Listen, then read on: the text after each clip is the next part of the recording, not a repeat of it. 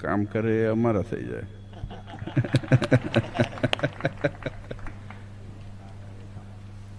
ના, એ તો આ દુનિયાની પદ્ધતિ છે. સારું લાગે એ મારું જ થઈ ગયું કહેવાય. હમણાં જમીનની વાત ના કરી બેબી સ્વામીએ, મહન સ્વામીએ. એની વાત જો મૂળ છે ને બહુ સરસ છે. મારા જે ભારત દેશ ઈસ્ટ ઇન્ડિયા કંપની ચલાવતો હતો, જે બ્રિટિશ સરકાર પોતે ઇન્વોલ્વ નથી, કંપની કરી અને ચલાવતો હતો ભારત દેશ. આ અંગ્રેજ સરકાર વતી. અને મહારાજને જ્યારે ત્યાંના અધિકારીઓ આવી અને કીધું કે આ જગ્યા તમારે જોઈએ એટલી લેવો, પહેલાં તો પૂછ્યું કે કંઈ મઠ બઠ છે કે નહીં, એવો શબ્દ વાપરેલો છે કે આટલી સારી પ્રવૃત્તિ થઈ રહી છે તો મઠ બઠ છે કે નહીં. મહારાજનો પ્રભાવ બધા ઉપર હતો. તો મહારાજ કે અમને તો કે હાથમાં રૂમાલ રાખવાનું વજન થાય છે. મહારાજ કે રૂમાલ રાખે ને તો એનું વજન થાય, પાછો રૂમાલ પડી જાય સાચવવો પડે ને પાછું ઉપાડવા પડે. આ બધું મેન્ટેનન્સ છે. તો અને મહારાજ સ્વભાવ, જો આપણે સ્વાભાવિક ચેષ્ટા ગઈએ છે ને, અને આ જે ચરિત્ર રોજ ગઈએ છે અને લીલા ચરિત્ર સાંભળીએ છે. અમદાવાદની પ્રતિષ્ઠા થઈને મહારાજ ભીડ જોઈને કંટાળી ગયા, તો ધોળકાની રાયણમાં જઈને હંતાણા કે આપણે આ બધું ડિટોક્સ કરવું છે. અત્યારે આ નવું ચાલુ છે, ડિટોક્સ કરવાનું, શરીરનું શુદ્ધિકરણ કરવાનું, મગજનું શુદ્ધિકરણ કરવાનું. કે મહારાજ કે આટલી બધી ભીડ ભેગી થઈ છે ને, એટલે કે મારે એક શાંતિ જોઈએ છે. પણ વાસ્તવિકતા વાત એ હતી કે જ્યારે આ કાળુપુર મંદિરની જગ્યા આપીને આપવાની વાત કરી, ત્યારે એના નકશા છે આજે પણ આપણા પાસે. એનો દસ્તાવેજ છે, જે ઓરિજિનલ દસ્તાવેજ કરેલો છે એ લોકો માટે આપણે હજી ઓપન નથી કરેલો.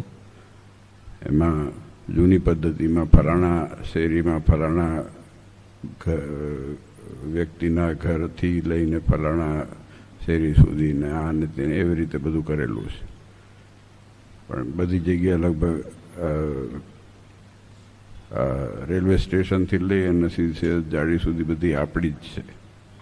આ તો બધું જતું રહે. હમણાં સ્વામી વાત કરીને એવું.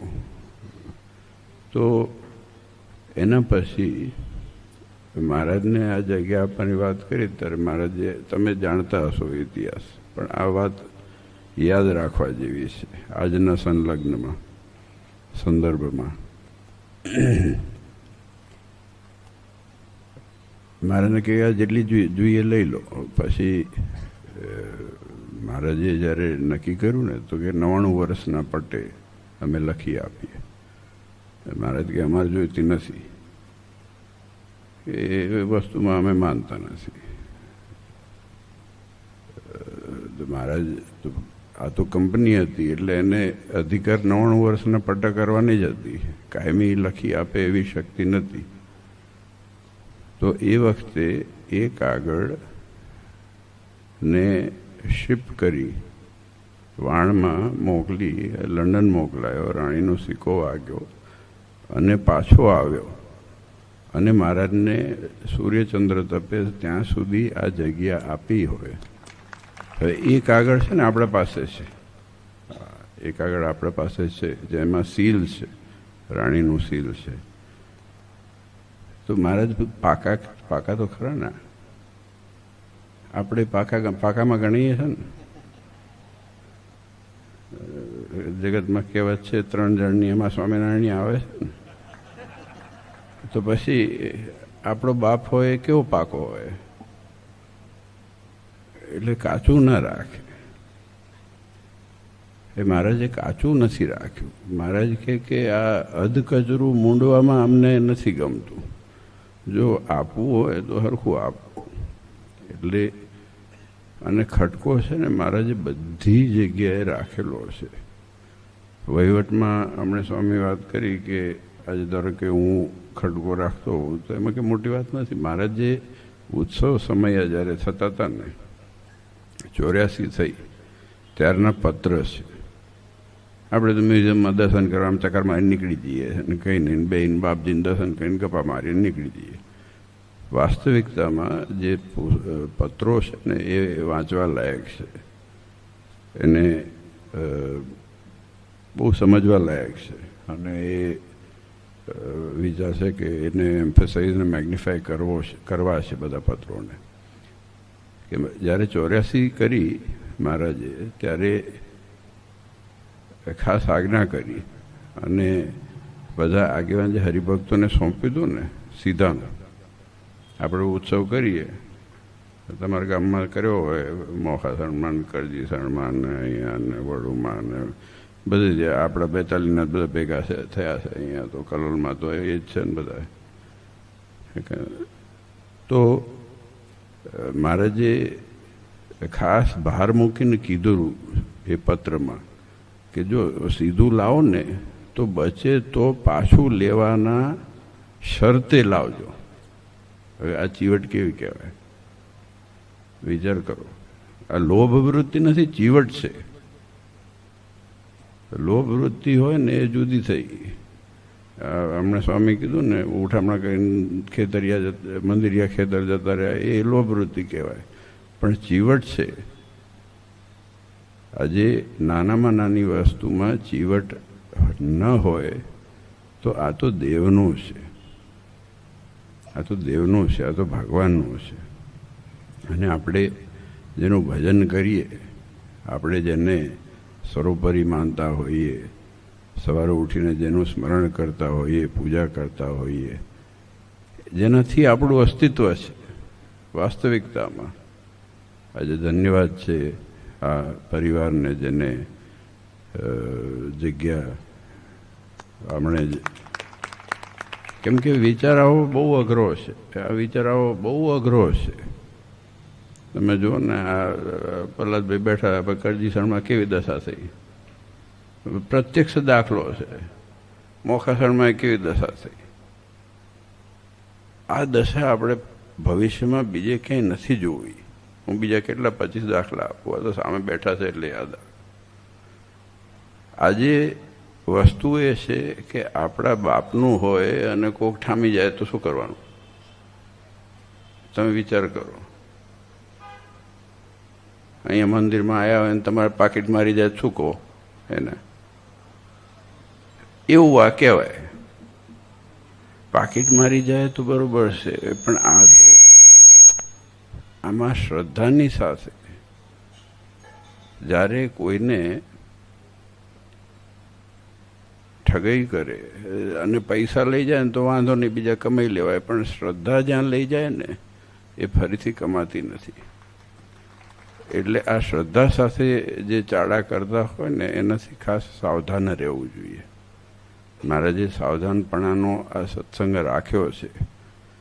જ્યારે શિક્ષાપત્રીમાં આજ્ઞા કરીને ત્યારે એક શબ્દ વાપરેલો છે કે પ્રીતિએ કરીને પાલન કરવું, સાવધાનપણે કરીને પાલન કરવું અમારી આજ્ઞાનું. અને આપણે આ જ કરવાનું છે.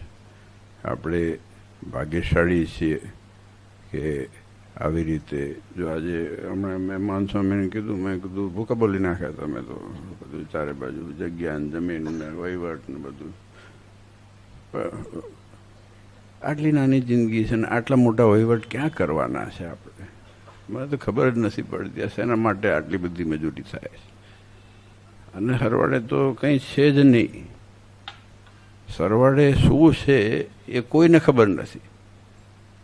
સરવાળે લોકો રાહ જોઈને બેઠા ક્યારેક જાય આપણે, એટલે એને મળે ને એ ક્યારે જાય એને પાસે બીજા બેઠા છે.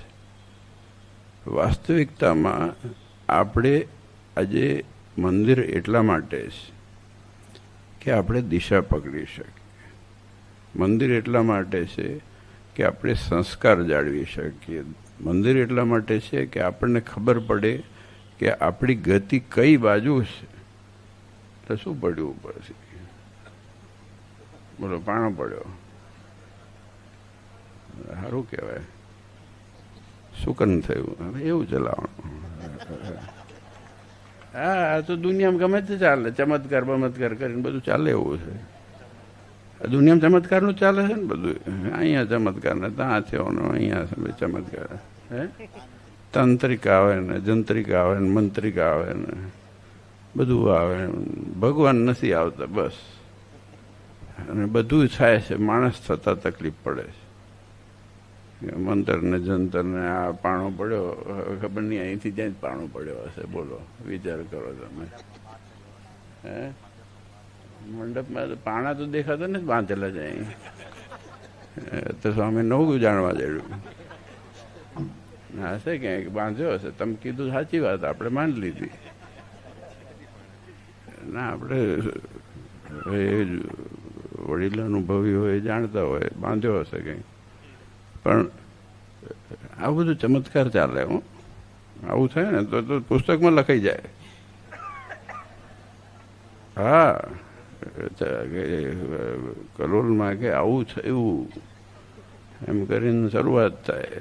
મેં હમણાં જ આમને કીધું, મેં માળા બધાને પહેરાઈ ફેરવશે કેટલા.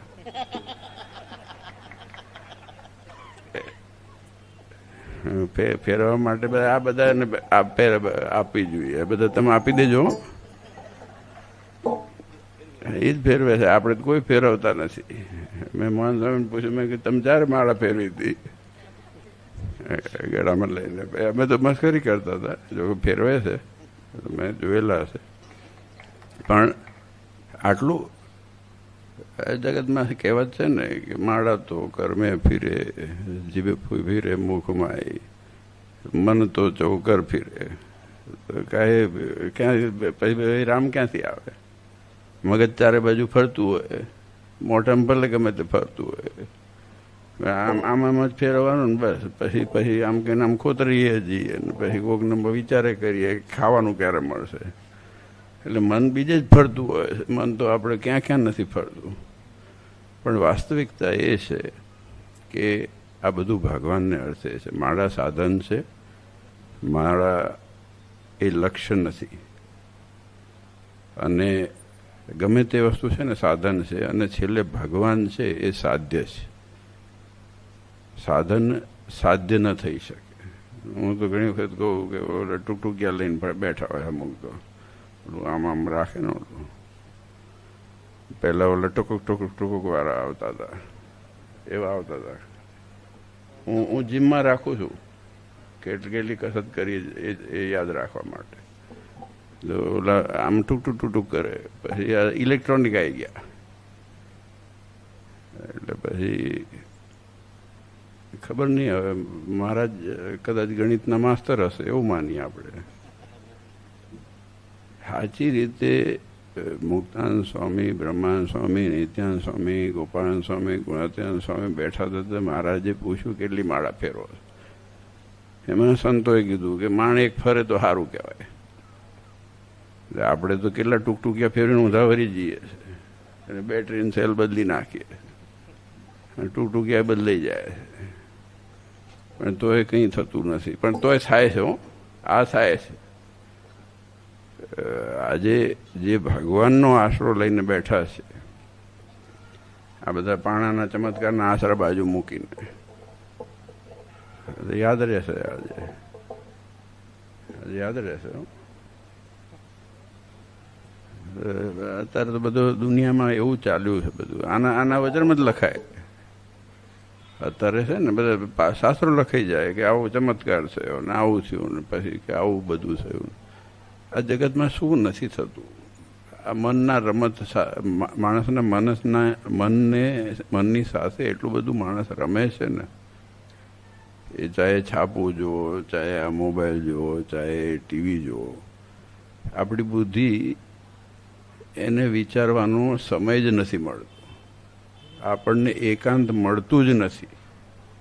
આ વાસ્તવિકતા છે. એકાંત મળતું જ નથી. કોઈને એકાંત મળ્યું હોય તો એકાંત એને ખાવા માંડે. અત્યારે પરિસ્થિતિ એ થઈ છે. પહેલાં છે ને તમે જો તમારા વડીલો ખેતરે જઈને બેતા, 5 વખત માનસી થતી હતી, તો બેસીને ઘડીક રોટલો ખાય, બે ભાઈ માણસ જઈને ટીમણ લઈને ગયા હોય તો વાતચીત એ થાય. અત્યારે મોબાઈલ ઉપર વોટ્સએપ થાય, બીજું શું થાય? કારણ કે એ ગતિ છે કે જેની અંદર આજે સમય બીજા માટેથી પોતાના માટે સમય નથી રહ્યો. ઘડીક એકલા બેઠા હોય ને તો લોકોને વાગે છે, પોતાની જાત વાગે છે. એટલા માટે માણસ દર્પણ સામું ખાલી આમ વાળ જ કરવા જાય છે, એમને મોઢું જોવા જાય નહીં કોઈ દિવસ કે હું ક્યાં ઊભો છું. મેં આ મોખાસણનું ગામનું દ્રષ્ટાંત બહુ આપ્યું છે ઘણી જગ્યાએ.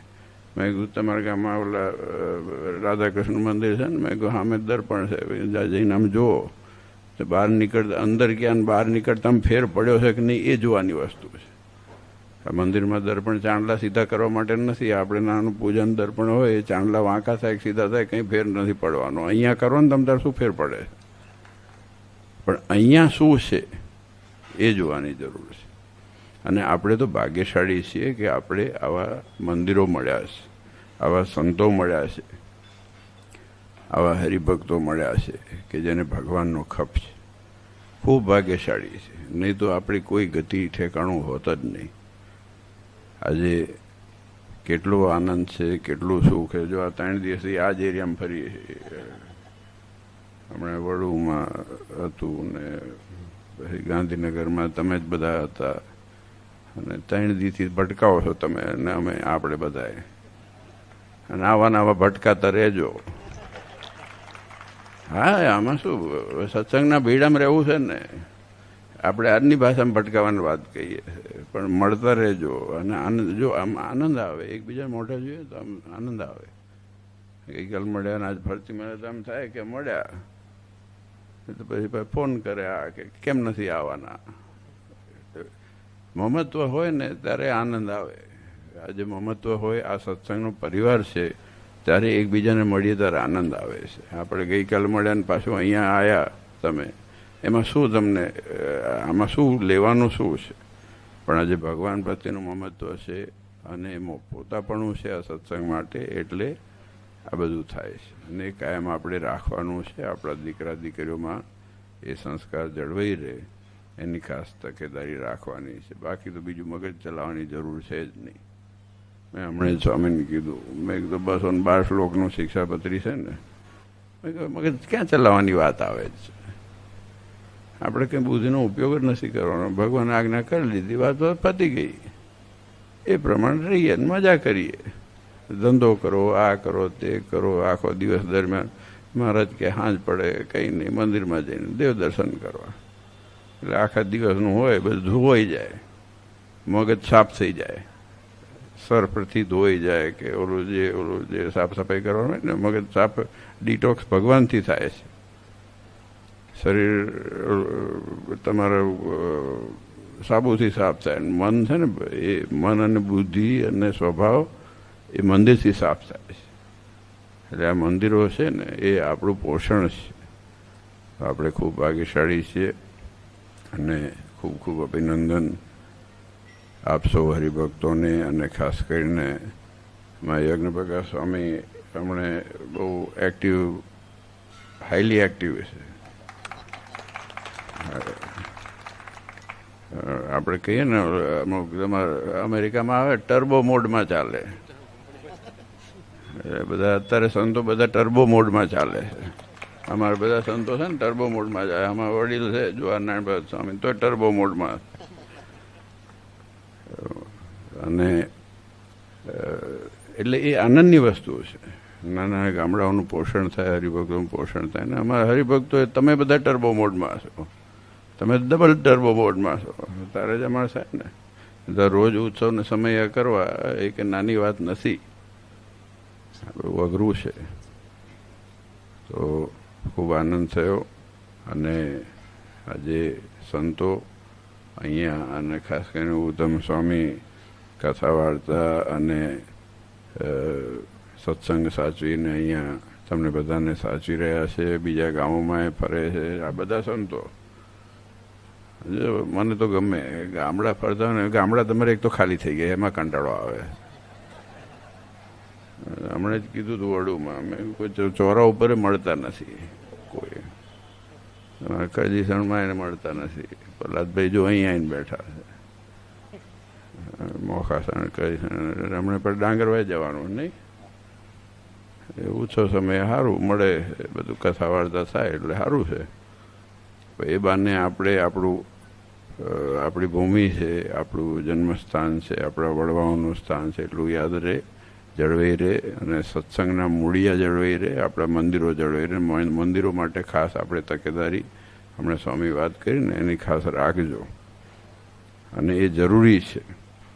કંઈ લઈ લેવાનું નથી. શું લેવાનું આમાં મને તો ખબર નથી. જો આ કપડાં છે ને દેવના છે, આ ગાડી એ દેવની છે. આ ગાડી છે ને અમારે નથી, આ નાના દેવની ગાડી છે. તમે ચેક કરો, ચેસીસ નંબર દઈને જાઓ, નંબર લઈને ચેક કરજો. અત્યારે તો ઓનલાઈન નીકળે છે ને, ચેક કરો જાઓ, ઓપન ઓફર છે.